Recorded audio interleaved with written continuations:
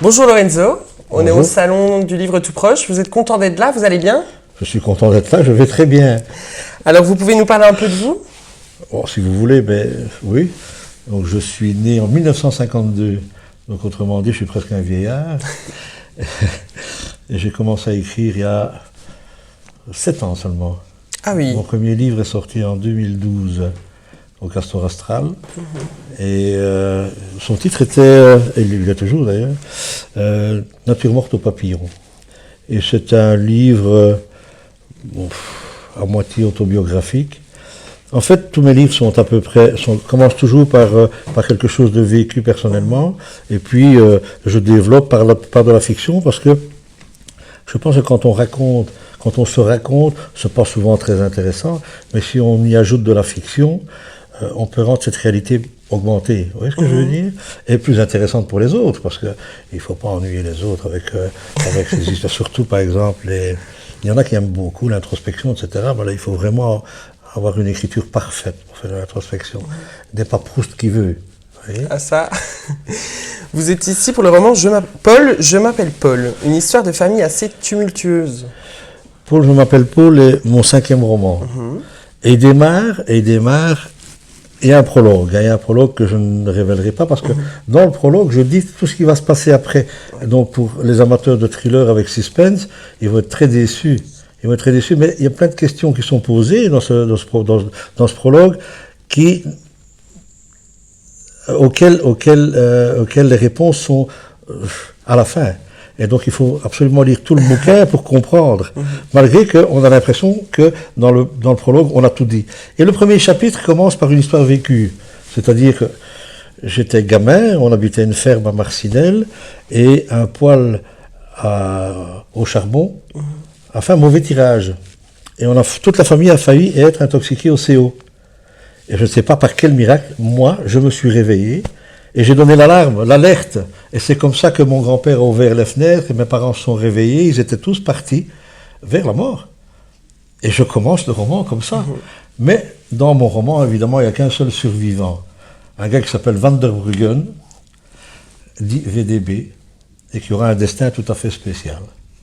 Alors vous écrivez, c'est bizarre la ville, tous ces gens qui vont partout tête baissée en faisant attention à ne pas se toucher. Et j'écris ça dans quoi? Dans votre roman, page 54. Ouais. Ah oui, mais c'est le gamin qui parle. N'oubliez pas que c'est un enfant qui parle. Donc il parle avec un vocabulaire d'enfant et il s'étonne des choses. Pourquoi? Parce qu'il vient d'une ferme. Donc la campagne, et dans la campagne, il y a la densité de population étant très, très faible, les gens se rendent compte, mais ne se touchent pas forcément. Mais dans la ville, il y a plein de gens et ils font tous attention de ne pas se toucher. Ça, ils se demandent pourquoi? Parce que c'est une question d'enfant. Un adulte sait pourquoi. Et pour quelle raison? Parce que psychologiquement, on évite de se toucher pour ne pas que les autres interprètent ça comme un geste agressif. Et pour qu'on ne se rende pas dedans. C'est pour ça d'ailleurs que quand on veut faire un signe de non-agressivité, on tend la main. Et la main, c'est quoi? C'est la chose la plus fragile chez un homme ou une femme. C'est horrible de se faire mordre sur une main. Essayez, vous allez voir. Hein. Et donc quand on tend la main, c'est dire, voilà, c'est un pacte de non-agression. Je vous donne la main. Et dans les autobus, comme on ne se connaît pas ni rien, qu'est-ce qu'ils font? Ils ne se touchent pas. Parce qu'on ne sait jamais que ça pourrait être interprété comme un geste d'agression. Tout simplement. Alors Armelle, qui est la tante de Paul, n'est pas d'accord avec le fait que l'argent ne fait pas le bonheur. Vous en pensez quoi, vous? Moi, je pense que ça fait le bonheur, mais d'une façon limitée, de toute façon. Bon, si on a suffisamment pour vivre heureux, c'est encore très, très relatif, ça dépend d'un individu à l'autre. Un individu qui a peu de besoins, peu de désirs, il sera toujours riche. Un individu qui n'a jamais assez de richesse sera toujours malheureux. Et donc celui-là n'aura pas de bonheur même avec de l'argent. Je pense que c'est ça moi, c'est ce que je pense. Oui. Tout dépend du désir qu'on a des choses et des biens terrestres. De toute façon, moi je sais qu'à mon âge, je reviens sur mon âge, je suis dans la dernière partie de la ligne droite avant le trou, parce que c'est comme ça qu'il faut appeler les choses. Et je sais que tout ça n'est que vanité. Et que être le plus riche du cimetière, ça ne sert pas à grand chose, comme disent les gens de bon sens. Et j'ai été élevé dans une ferme, et croyez-moi, les paysans, ils ont vraiment du bon sens. Vous parlez de bon sens, mais vous écrivez dans le roman « L'homme bon est une rareté ». Ça, c'est Paul quand il est adulte qui dit ça. Pourquoi? Parce qu'il a vécu les choses et qu'il se rend compte qu'il est désabusé. Il dit voilà, j'ai cru à la politique, j'ai fait de la politique, j'ai voulu faire le bien à mes semblables. Et puis, non, on n'a que de l'ingratitude en retour de paiement.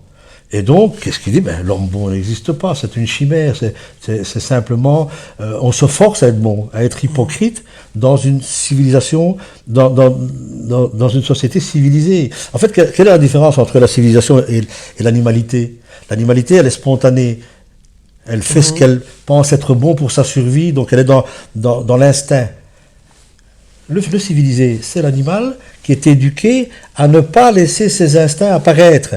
C'est-à-dire, il les a toujours, et ce qu'on tient. Donc c'est un hypocrite. Donc le civilisé est un hypocrite fini. Et plus vous êtes civilisé, plus vous êtes hypocrite. Mais plus ça rend les choses faciles au niveau de la cohabitation entre gens, entre personnes. Oui? Oui, oui.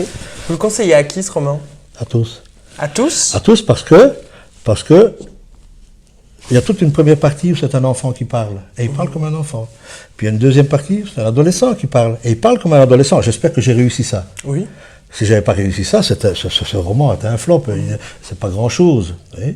Alors je pense que j'ai réussi, et puis j'ai réussi aussi à avoir un langage d'adulte, mais un adulte conquérant, et puis un adulte désabusé. Et je pense que malheureusement, la plupart des gens vivent ce genre de cycle. Oui. De l'innocence à la déception. Merci beaucoup, Lorenzo. Je vous en prie.